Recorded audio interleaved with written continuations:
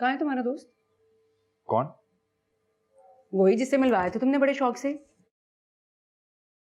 कुछ कह रहे हो तुम? ओ हेलो, कोई दोस्त वोस्त नहीं है मेरा।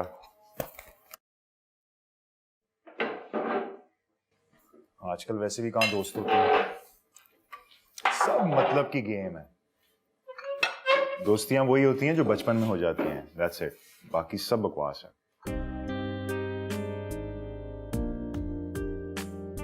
अरे वाह, बड़ी बड़ी बातें करने लगा छोटे।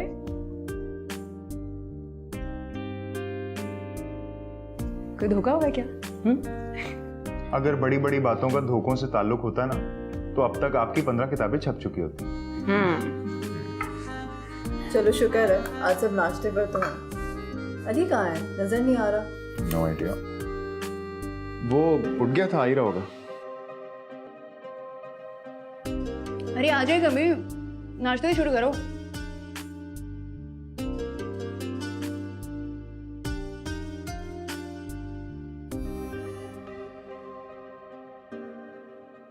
क्या चाय पास करना मुझे?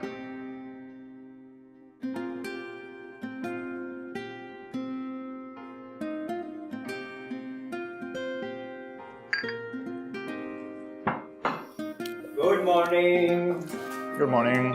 वो तुम्हारा ही पूछ रही थी, कहाँ जा रहे हो? आज मेरी प्रेजेंटेशन है, प्लीज दुआ करना।